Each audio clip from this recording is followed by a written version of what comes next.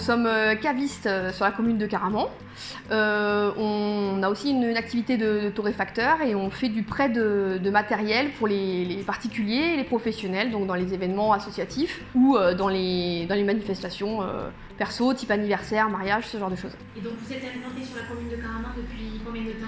Depuis le mois de mars 2019, donc un peu plus d'1 an. On a appris que cette cave allait fermer, et donc étant du village, on ne voulait pas que ce soit un commerce qui ferme, donc on a donc décidé de se lancer dans ce projet qui a été un peu un parcours du combattant, parce que quand on rachète une entreprise en France, c'est beaucoup de paperasse, surtout une entreprise qui est en liquidation.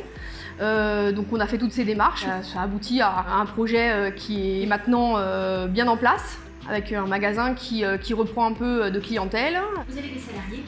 On a un salarié, ouais. Est-ce que vous entretenez des liens avec d'autres entreprises du territoire en termes d'approvisionnement?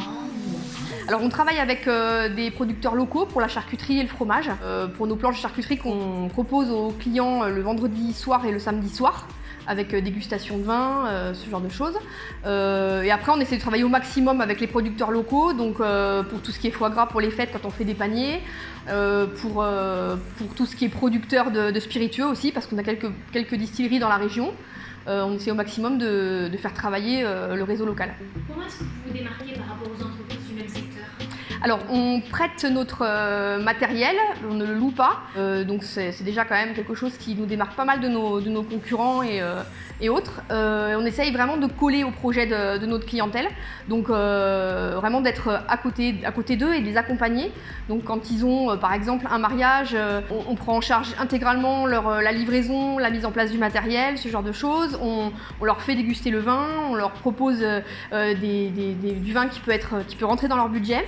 Pour toutes les associations, on leur prête le matériel nécessaire à l'aboutissement de leur projet, parce que des fois ce ne sont pas forcément des professionnels et ils n'ont pas forcément le truc de se dire ça ne marchera pas, ça marchera, et donc on essaye un petit peu de les orienter dans ce sens-là dans nos secteurs d'activité. Et voilà, moi je pense que c'est vraiment d'être proche de ses clients et de prendre le temps de comprendre leur projet et de l'élaborer avec eux, c'est quand même un plus. Est-ce qu'il y avait d'autres motivations, un changement de vie professionnelle? Alors à la base, on voulait garder notre activité professionnelle parce qu'on est 3 gérants avec 4 associés et 2 couples du coup, on est 2 couples d'amis et on voulait garder tous notre activité. Et rapidement on s'est rendu compte que ça ne serait pas possible et que, en l'occurrence, la seule personne qui pouvait arrêter son activité c'était moi.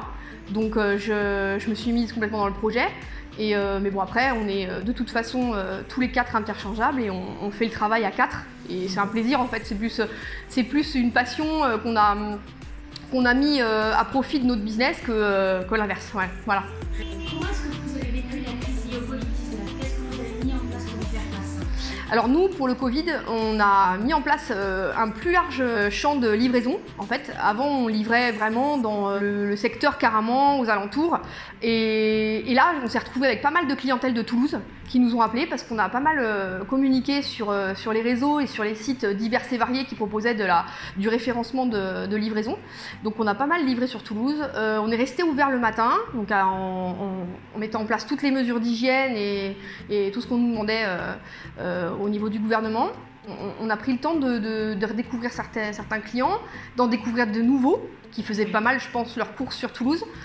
Certains qu'on ne revoit plus maintenant qu'on est déconfinés, mais d'autres qu'on voit maintenant et qui connaissent pas mal les spiritueux, le vin, qui sont assez pointus à ce niveau-là.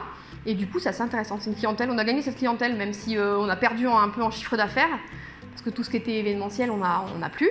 Et nous, c'est à peu près 50% du chiffre d'affaires.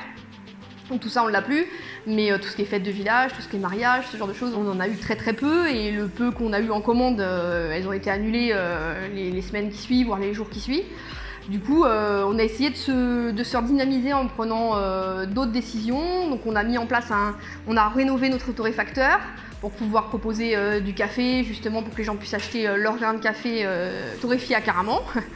On a mis en place une terrasse avec justement ce que je vous disais, ces soirées dégustation. On va essayer de mettre en place des petits groupes de cours d'œnologie au mois de septembre. Voilà, mais bon, un petit groupe, et donc ce sera plus gérable et les gens comprendront qu'il y aura moins de convivialité, mais ce sera des cours, donc c'est différent. Avec des cours un peu ludiques.